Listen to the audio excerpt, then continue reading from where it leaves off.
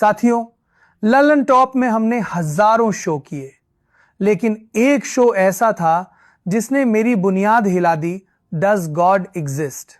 मुझे लगा कि इस मुल्क में जहां धर्म और आस्था पर इतनी बहस होती है, वहां क्यों ना एक संजीदा चर्चा की जाए। मैंने दो ऐसे विद्वानों को बुलाया जो एक ही धर्म से ताल्लुक रखते थे, जावेद अख्तर साहब और मुफ्ती शमाइल नदवी जी। मेरा मकसद साफ था, तर्क और आस्था के बीच की उस महीन लकीर को समझना। लेकिन मुझे क्या पता था कि भगवान की मौजूदगी पर बहस करना मुझे लल्लन टॉप की मौजूदगी से ही दूर कर देगा। शो तो हिट रहा, लोगों ने चर्चा भी की, लेकिन इसकी गूंज इंडिया टुडे के गलियारों में कुछ अलग तरह से सुनाई दी।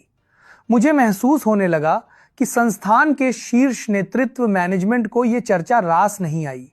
उस चर्चा के बाद जब सन्नाटा पसरा तो मैंने खुद को भी कटघरे में खड़ा किया। मुझे लगा कि शायद ये मेरी गलती हो सकती है, क्योंकि उस बहस के अखाड़े में मुझे दूसरे पक्ष को भी पूरी मजबूती से रखना चाहिए था। लेकिन साथियों, एहसास और समय की पटरी अक्सर मेल नहीं खाती। जब तक समझ आता कि संतुलन कहां बिगड़ा है, तब तक बहुत देर हो चुकी थी। कमान से तीर निकल चुका था और रिश्तों की डोर में गांठ पड़ चुकी थी। संवाद के दरवाजे धीरे धीरे बंद होने लगे। वो नजरें जो कभी सराहना से भरी होती थीं, उनमें एक अजीब सी खामोशी और दूरी आ गई। मेरे लिए पत्रकारिता सिर्फ एक नौकरी नहीं है, ये एक रिश्ता है।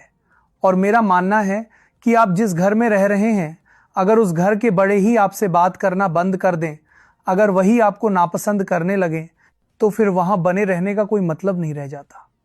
स्वाभिमान और संस्थान के प्रति वफादारी के बीच जब संघर्ष हुआ, तो मैंने अपने स्वाभिमान को चुना। मैंने तय किया कि अब फिर से कुछ पढ़ा जाए, कुछ नया लिखा जाए और फिर से अपनों के बीच उतरा जाए। मैंने सोचा कि चलो फिर से विद्यार्थी बना जाए, फिर से जमीन पर उतरा जाए, फिर से उन आंखों में झांका जाए जिन्हें अक्सर मुख्यधारा की मीडिया अनदेखा कर देती है। मुझे लगा कि अब वक्त है एक नया मुकाम बनाने का, एक नई लकीर खींचने का। साथियों, आज मैं अकेला खड़ा हूं। मेरे पीछे वो बड़ा मीडिया हाउस नहीं है, वो चमकता हुआ बड़ा ब्रांड नहीं है। आज मेरे पास सिर्फ मेरी जुबान है, मेरी कलम है और आपकी मोहब्बत है। मैं आज आपसे एक बहुत ही निजी और भावुक अपील कर रहा हूं। इस वीडियो को आज आप इतना साझा करिए, इतना लाइक करिए कि ये हर उस शख्स तक पहुंचे जिसने कभी न कभी लल्लन टॉप को प्यार दिया है। लोग कह रहे हैं कि सौरभ का दौर खत्म हो गया, लेकिन मैं कहता हूं कि ये तो अभी आगाज है। आपका एक लाइक, आपका एक सब्सक्राइब आज मेरे लिए किसी बड़ी कंपनी के फंड से 1000 गुना ज्यादा कीमती है।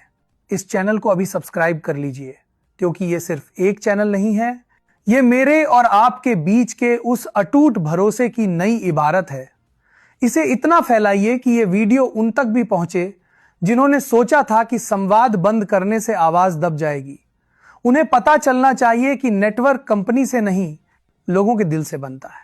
साथियों, आज सिर्फ मैं नहीं बोलूंगा, आज मैं चाहता हूं कि आप भी बोलें। नीचे कमेंट बॉक्स सिर्फ एक जगह नहीं है, वो मेरे लिए आपका खत है। आप वहां लिखिए कि पिछले 10 सालों में हमारा कौन सा किस्सा और कौन सी रिपोर्ट आपके दिल के सबसे करीब रही। आपके शब्द ही मेरा हौसला बनेंगे।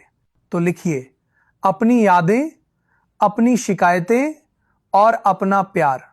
मैं खुद एक एक कमेंट पढ़ूंगा, क्योंकि आज मुझे आपके नेटवर्क की सबसे ज्यादा जरूरत है। जाने से पहले बस इतना ही कहूंगा, पत्रकारिता आएगी और जाएगी, लेकिन ये जो हमारी और आपकी मोहब्बत है, ये लल्लन टॉप बनी रहनी चाहिए।